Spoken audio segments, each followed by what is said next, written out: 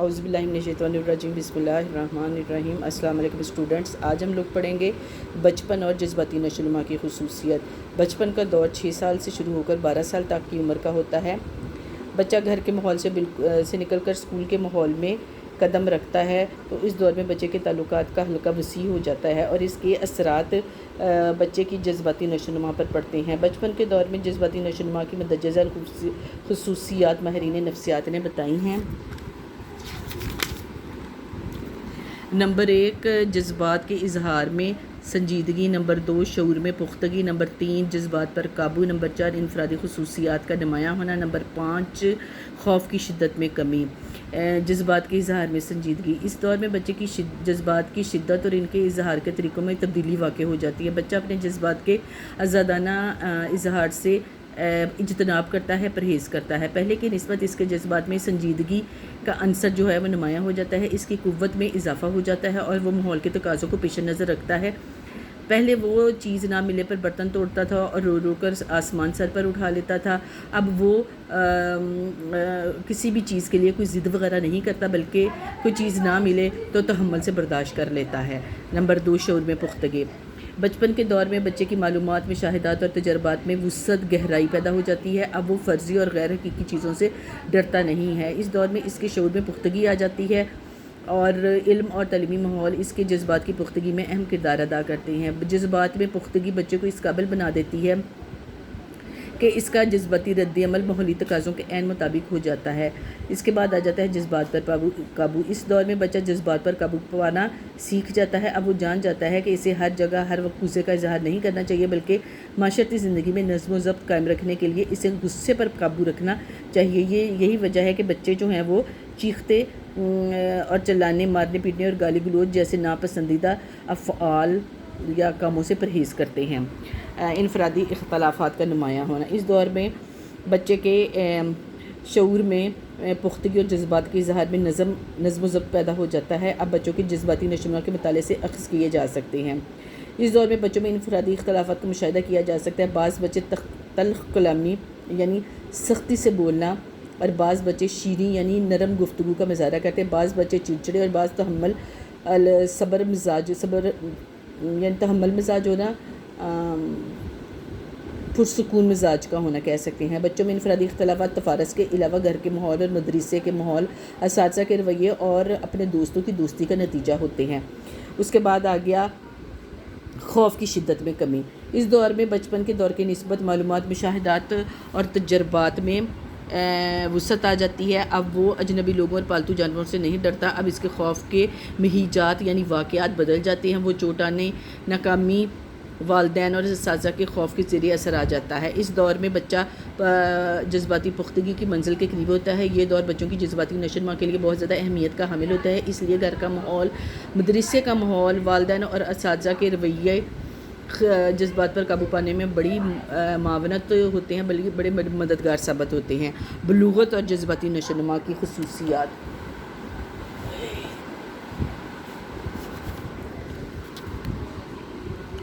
بلوغت اور جذباتی نشو و نما کی خصوصیت، بلوغت میں نشو و نما کے دیگر پہلوؤں کی طرح جذباتی نشو و نما بھی پورے عروج پر ہوتی ہے۔ اس دور میں لڑکے اور لڑکیاں پرکشش اور پرعزم دکھائی دیتے ہیں۔ بلوغت کے دور میں اگر نوجوانوں کی رہنمائی نہ کی جائے تو وہ جذباتی عدم توازن اور کا شکار ہو جاتے ہیں۔ ماہرین نفسیات نے دور بلوغت میں جذباتی نشو و نما کی مندرجہ خصوصیات بیان کی ہیں۔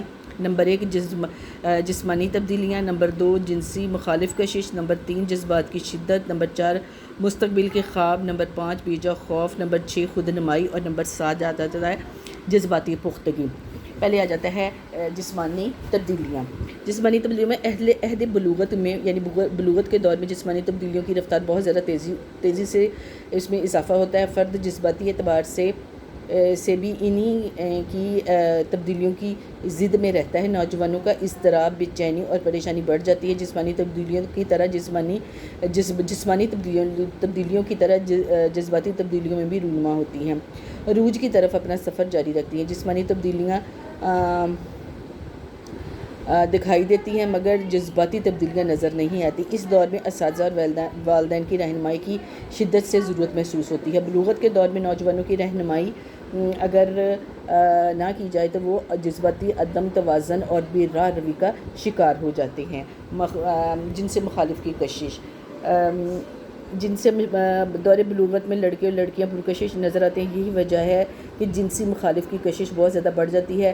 جنسی جبلت جنسی مخالف سے، یعنی جنسی جبلت ہوتا ہے قدرتی بات جو ہوتی ہے، خصلت ہوتی ہے، جن سے مخالف سے محبت کی صورت میں ظاہر ہوتی ہے۔ شادی کی خواہش جو ہے وہ بہت زیادہ آ جاتی ہے۔ عمر کے اس دور میں اگر لڑکیوں اور لڑکیوں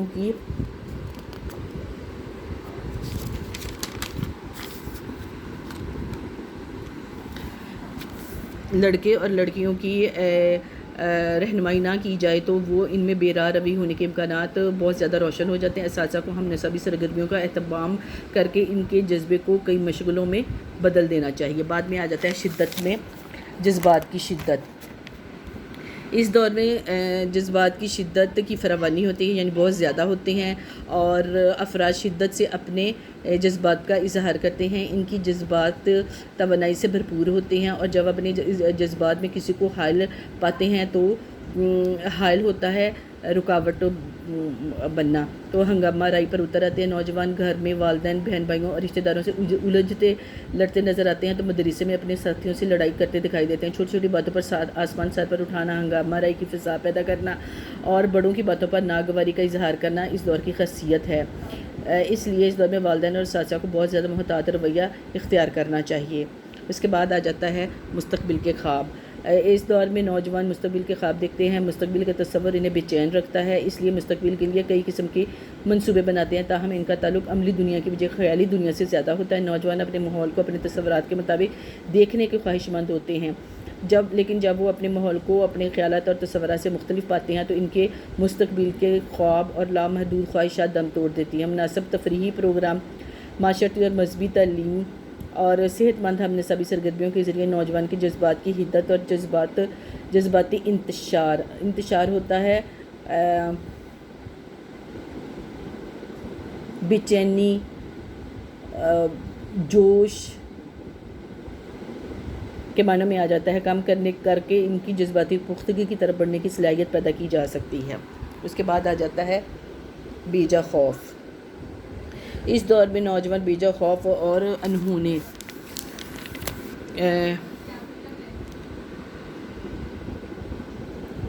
انہونے وہموں کا شکار ہو جاتے ہیں۔ اس دور میں اس وجہ سے وہ جذباتی کشمکش اور عدم استحکام کا شکار رہتے ہیں۔ جذبات کی فراوانی اور بیجا خوف وہم انہیں بے چین اور پریشان رکھتے ہیں۔ اس دور میں اگر نوجوانوں کو جذباتی آسودگی فراہم نہ کی جائے تو وہ ہیجانی کیفیت میں رہ کر کئی قسم کی جسمانی اور نفسیاتی بیماریوں کا شکار ہو جاتے ہیں۔ یعنی کہ اس دور میں اگر نوجوانوں کو جذباتی طور پر انہیں سمجھایا نہ جائے اور ان کی ہیجانی جو ان کی وہ بے چینی والی کیفیت جو ہوتی ہے، اگر وہ اس میں رہیں اور ان کی مناسب رہنمائی نہ کی جائے تو کئی قسم کی جسمانی اور نفسیاتی بیماریوں کا شکار ہو جاتے ہیں۔ مثلاً احساس کمتری، نیند میں بڑبڑانا، ناخن چبانا، انگلیاں مروڑنا اور سوتے میں چلنے کا شکار ہونا ان کی بنیادی باتیں ہیں۔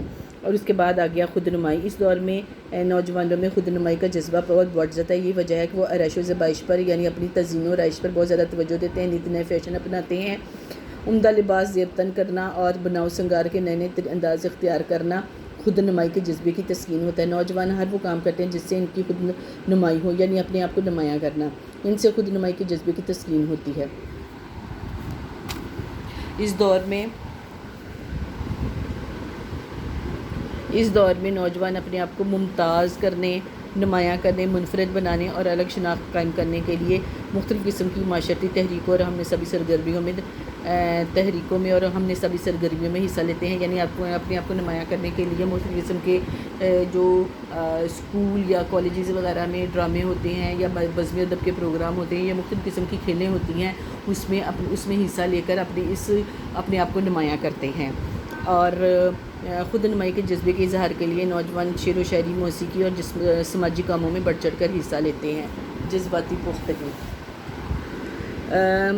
اس دور میں نوجوان جذبات کی حدت، شدت اور جذبات کی فراوانی میں اپنا ارتقائی سفر ہوتا ہے، منزل کی طرف بڑھنا۔ جس طرح جسمانی پختگی کی منزل تک پہنچتا ہے، اس طرح جذباتی پختگی منزل تک پہنچتی منزل حاصل ہوتی ہے۔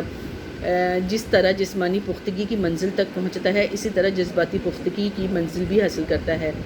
جذباتی پختگی کے سفر میں نوجوانوں کی رفتار مختلف ہوتی ہے۔ جذبات کی نشوونما اگر درست طریقے پر ہو تو اس کا نتیجہ جذباتی پختگی ہوگا۔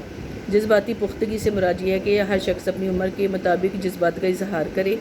بلوغت کے دور میں جذبات کی شدت کا رخ اگر مثبت ہو تو نوجوانوں سے عظیم کام کروانے کا سبب بنتے ہیں، رخ منفی ہو تخریب کاری غلط کاموں کی انجام دہی کا باعث بنتے ہیں۔ تاہم دونوں صورتوں میں جذباتی نشوونما پختگی کی منزل پاتے ہیں جو فرد کی شخصیت کی پہچان بن جاتے ہیں۔ یہ بہت ایزی ہے بچے، ایک دفعہ لوگ پڑھ لو گے تو اس کو یاد کرنے میں آپ لوگوں کو مشکل نہیں ہوگی۔ آج کے لیے اتنا کافی ہے۔ اللہ حافظ۔